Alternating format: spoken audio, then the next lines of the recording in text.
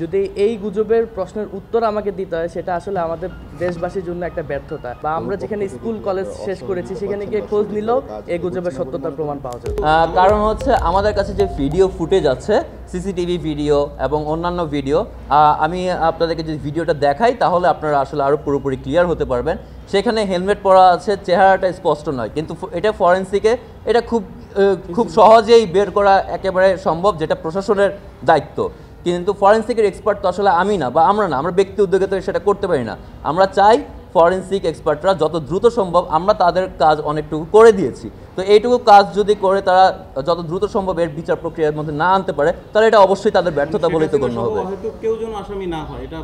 আমরা সেটা বলিনি যে শেখ হাসিনা দায়ী হলে শেখ হাসিনার বিরুদ্ধে যে এভিডেন্স আছে ওই এভিডেন্স সহ উনি আইনের আওতায় আসুক, আমরা সেটা চাই। ছোট্ট একটা প্রশ্ন স্নেহর কাছে, এই মুগ্ধ না এই একটা গুজব কিছু ভাইরাল হয়েছিল, সেই বিষয়ে আপনার আসলে 2024 সালে বা 2025 সালে এরকম একটা ডিজিটাল যুগে এসেও যদি এই গুজবের প্রশ্নের উত্তর আমাকে দিতে হয়, সেটা আসলে আমাদের দেশবাসীর জন্য একটা ব্যর্থতা। এই যুগে কোনো কিছুই সত্যতা প্রমাণ করা কোনো কঠিন বিষয় না।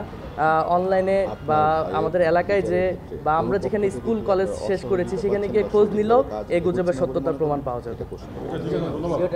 আচ্ছা, আপনার ভাইয়ের বিচারের ক্ষেত্রে কোনো পক্ষ থেকে আপনারা সহযোগিতা পাচ্ছেন না বা সঠিকভাবে কাজ এগোচ্ছে না, এরকম মনে করছেন কি? আপনাদের বক্তব্য কি এরকম কোনোটা, কোনো রাজনৈতিক দল আপনাদের প্রেশারাইজ করছে?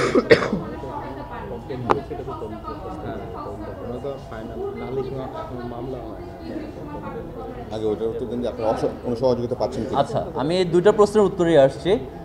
সহযোগিতা বলতে সঠিকভাবে আসলে এগুচ্ছে না, সেটা সত্যি কথা। এখনো পর্যন্ত দৃশ্যমান আমরা কোনো কিছু দেখতে পাচ্ছি না, এটা আমরা সবাই জানি। তো এটা যে দৃশ্যমান হয় সেটা হচ্ছে আমাদের মুখ্য উদ্দেশ্য। আর আরেকটি প্রশ্ন করেছেন যে আগের পুলিশ এবং বর্তমান পুলিশের, আগের পুলিশের মধ্যে আসলে যেটা ছিল তাদের মধ্যে পুরোপুরি ক্ষমতাটা তাদের হস্তগত হয়ে গিয়েছিল, সেখানে কারোর কিছু বলার সুযোগ ছিল না।